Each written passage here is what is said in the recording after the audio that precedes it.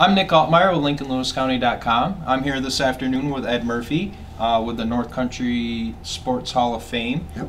They're going to be inducting their inaugural class tomorrow night at the Watertown Elks Lodge. So Ed came in this afternoon to discuss a little bit about the Hall of Fame and kind of what's on the agenda for tomorrow night. So we'll let you start, Ed. I know that you're the president and pretty much founder. One of the first ones to. I guess I can brag about that in years to come. That we were kind of the ones that got the ball rolling. Yep.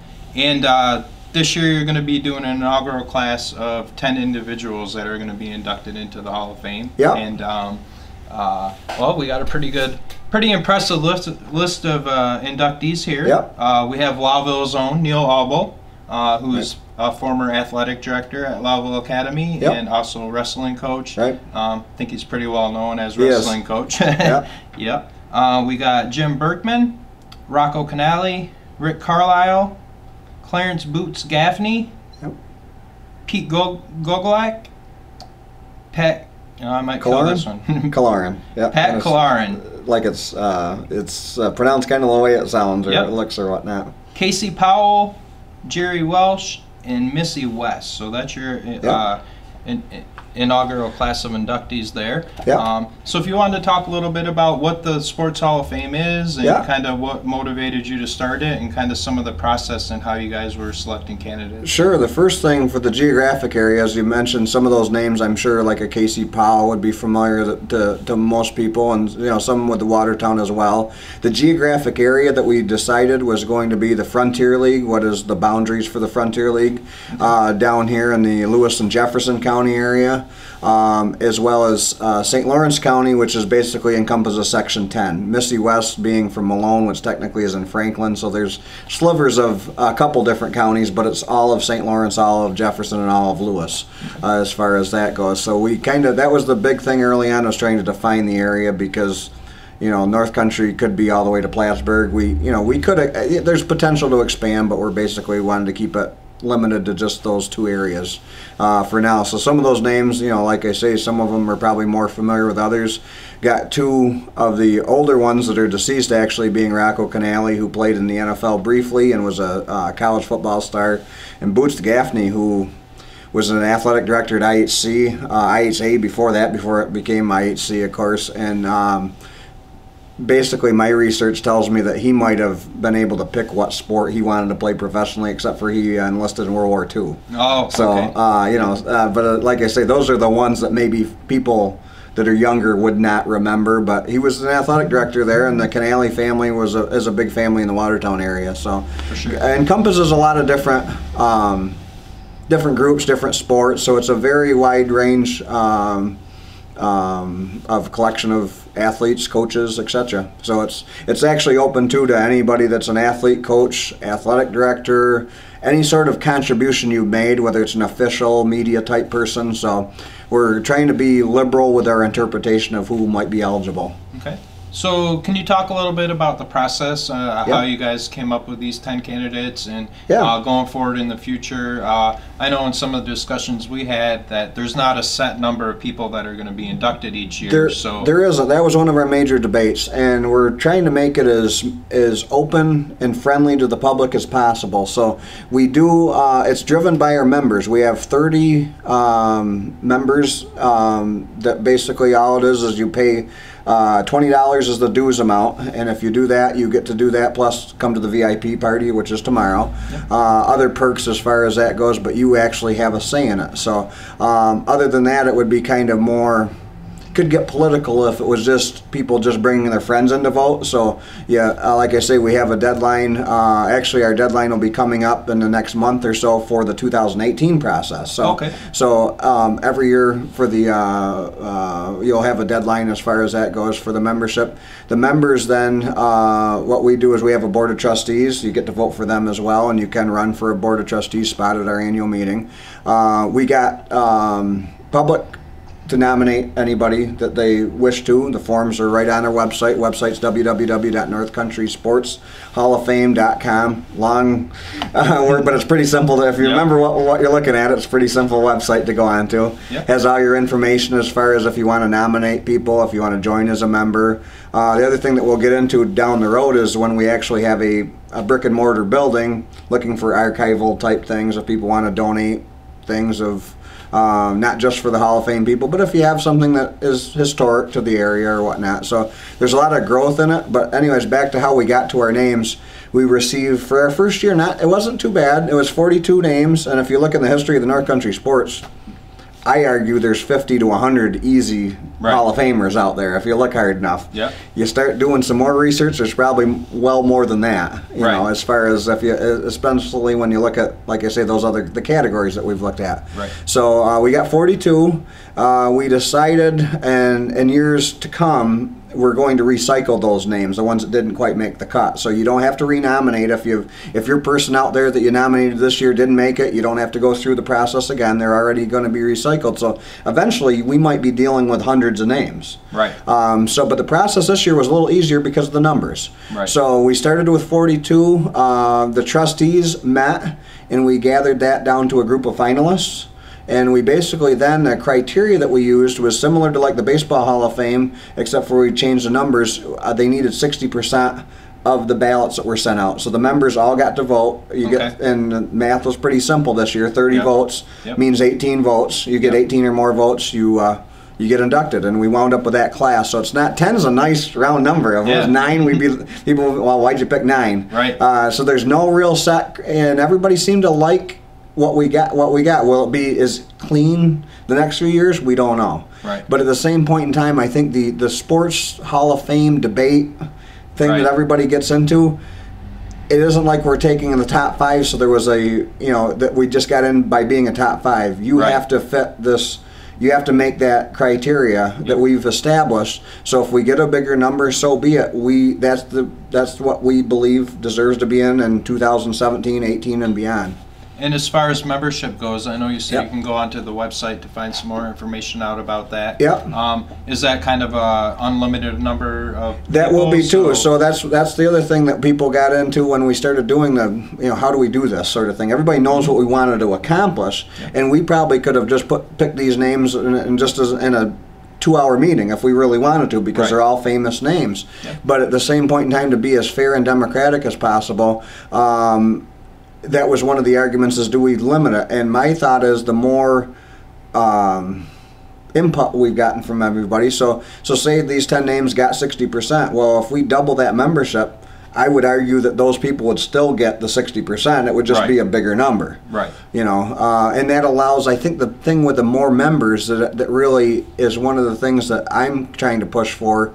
We don't want to make it into a political thing with a bunch of guys in a smoke-filled room, where it's if there's 10 votes, your vote really counts a lot, and there's nothing wrong with that. But I think we want a cross section, and we do. Like I say, looking at that name, we've got basically 4 from Section 10 and 6 from the Frontier League. We've got 4 Watertown natives, a Carthage, a Louville person, and we've got 4 from Section 10 in the St. Lawrence County area. So pretty well-rounded class. It's well-rounded, and I think to keep that, we want to make sure that we aren't looked at as that it's not weighted, our membership, or isn't weighted one way or the other. So it's basically open to whoever.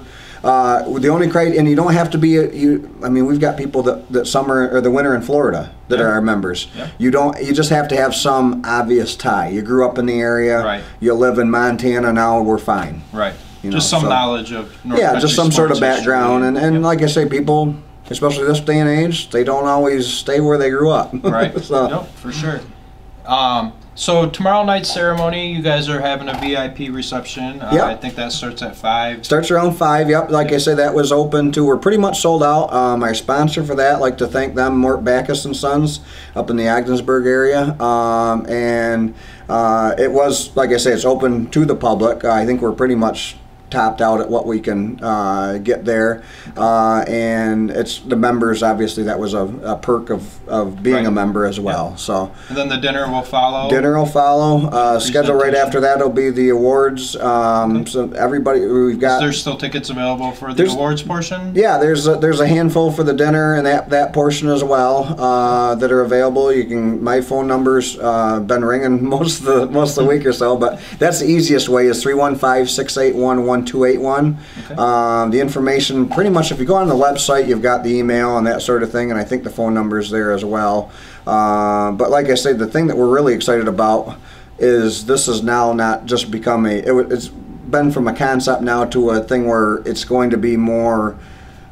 Like I say, it's not so much the brick and mortar thing as building a Hall of Fame, but now people will be able to go on and they'll get information about these 10. Hey, I missed it. I was out of town or whatever. Right. Or, geez, I know Neil Abel. He was my gym coach in school, but who's this person or who's that person? Right. You know, so I think that's the thing that a bunch of us have really kind of been excited about is.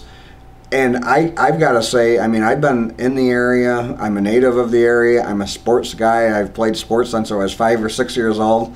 And I think I kind of understand the sports history. Right. But the more you dig into it, you're almost finding something new every time that you look something up. Oh, so it's really kind of cool to be able to educate the public and say, hey, we're proud about this. This is something, like I say, how we started. Eventually, this is an idea that I've had for a while, and eventually I finally said, you know, I'm just going to devote the time to it because this area's never had something like that. Right. And the more you think about it, you know, we should be pretty proud of what we've accomplished in the history. I mean, not just this stuff, but I mean, you're looking at Sunnyside, the horse that wins the Kentucky Derby. Right.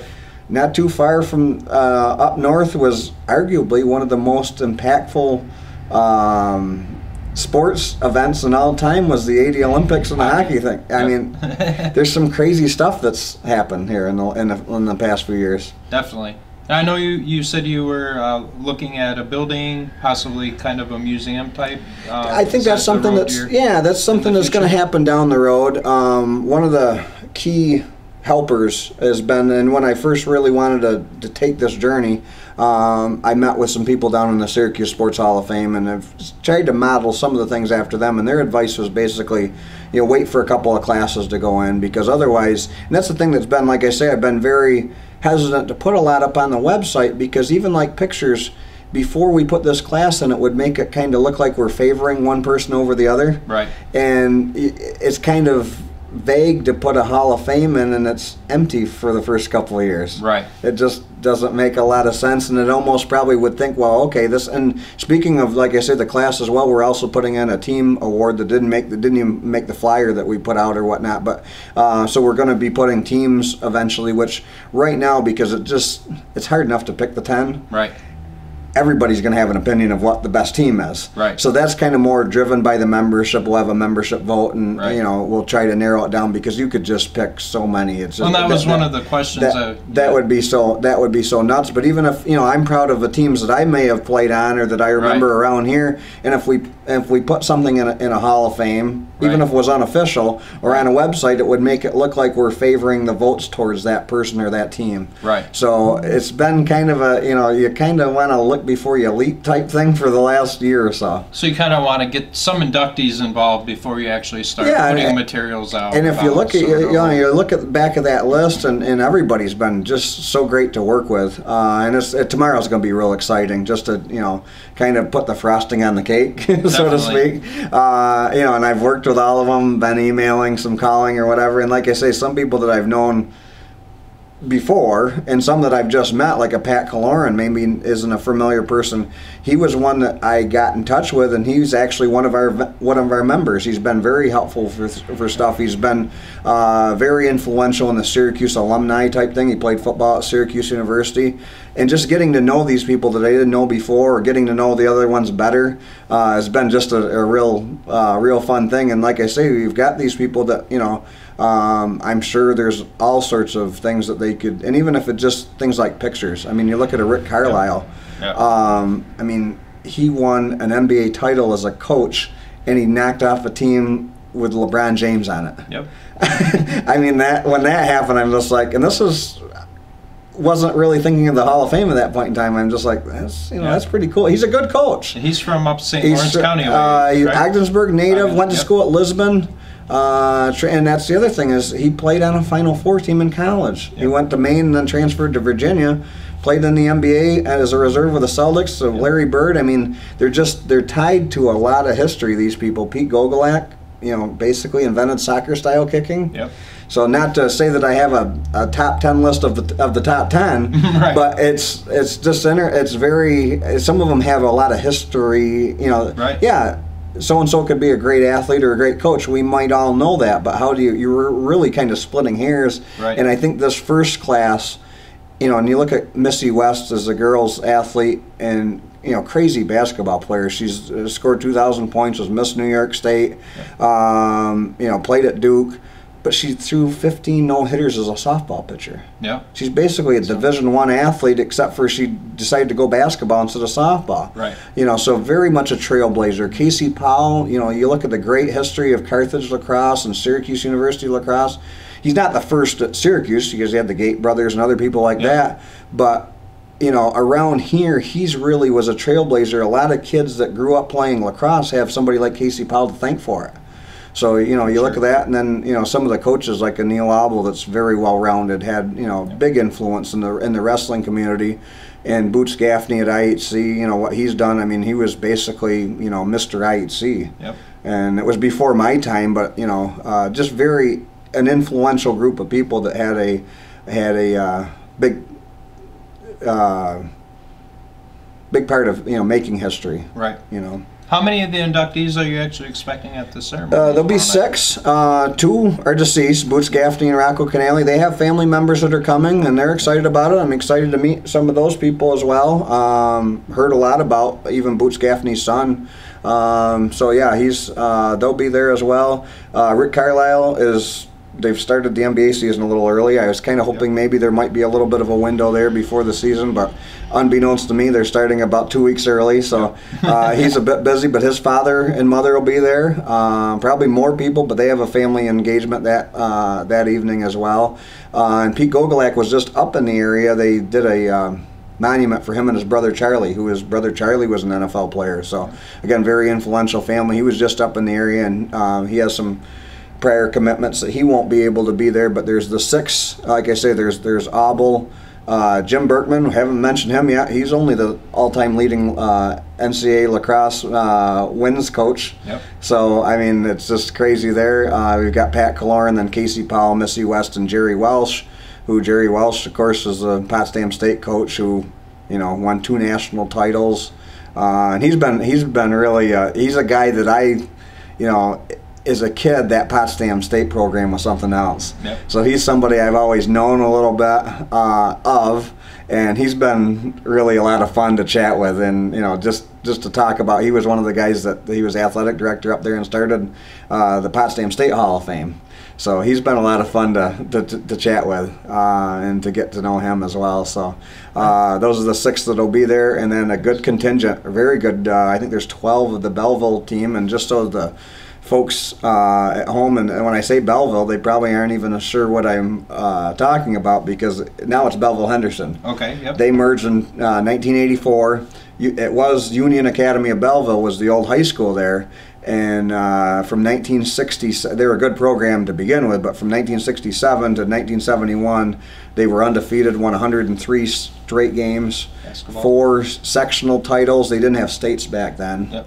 So you could argue they might have won states a handful of times as well. So there's, I think, 12 members in that era that are coming. So again, a group of guys that are kind of my parents' age, yep. But that I've always heard about that you're going to get to meet. So it's really a neat group of people that we're going to have. And, I could argue, I guess, looking at our guest list as well, a lot, like I was telling you off the air, I could argue or make the argument that this might be the best collection of North Country sports talent under one roof that we've ever had. Right. That's kind of the goal. And that's and like I say, that's without Carlisle or Gogolak, who are right. Professional, well-known people. Well, I'm sure it's very exciting to see this all come to fruition after all the work that's been put into it. And, not quite done with the work, but it's going to be a lot of fun tomorrow. Right. That'll be an enjoyable evening. And it sounds like you're going to be right after tomorrow night getting right into work on next year's class, and you said it's within the next month or so that the process, starts. The process that we have, we're all very happy with it. I think we're going to be,